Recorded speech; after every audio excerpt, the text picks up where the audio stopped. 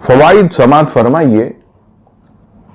خون کی روانی بہتر کرتا ہے اور خون جو ہے وہ ہجامہ صاف کرتا ہے۔ بدن میں چستی پیدا ہوتی ہے، سستی کاہلی ختم ہوتی ہے، جسم میں ہر قسم کے درد میں کمی واقع ہوتی ہے۔ ہجامے سے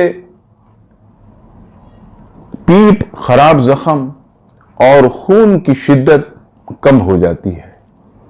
ہجامے سے الرجی، خارش اور جلدی امراض میں بہت زیادہ کمی واقع ہوتی ہے۔ ہجامے کی برکت سے سانس کی بیماریاں، دمہ وغیرہ دور ہوتا ہے۔ ہجامے کی برکت سے دانتوں میں درد، سر درد، شقیقہ اور چہرے کے جو دانے ہیں ان سب کو جو ہے وہ ختم ہو جاتے ہیں۔ اسی طرح پٹھوں کے اکڑاؤ اور شریانوں پر ہجامے کا بڑا اچھا اثر پڑتا ہے۔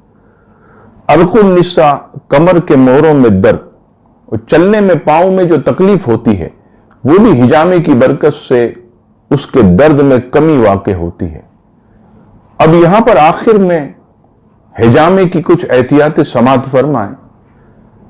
12 سال سے کم عمر اور 60 سال سے زائد عمر والا ہجامہ نہ کروائے، یعنی پیچھنے نہ لگوائے۔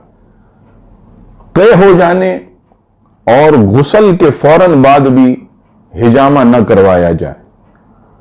بہت زیادہ کوئی شخص دبلا ہے، بالکل جسے کاکڑی کہا جاتا ہے، اور بہت کمزور، وہ بھی ہجامہ نہ کروائے۔ اسی طرح تھیلیسیمیا، ڈائلیسس کے مریض جن کو خون کی بہت کمی ہوتی ہے وہ بھی ہجامہ نہ کروائیں۔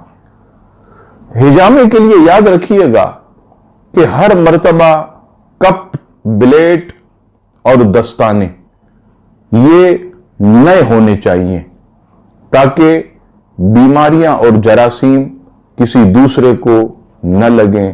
اللہ تبارک و تعالی ہم سب کو نبی پاک علیہ السلام کی سنتوں کی برکت نصیب فرمائے، آمین۔ ویڈیو دیکھنے کے ساتھ ساتھ یوٹیوب چینل کو سبسکرائب کریں اور بیل آئیکن پر ضرور کلک کریں، اور ویڈیو کو لائک اور شیئر کرنے کے ساتھ ساتھ اپنے کمنٹس دیں۔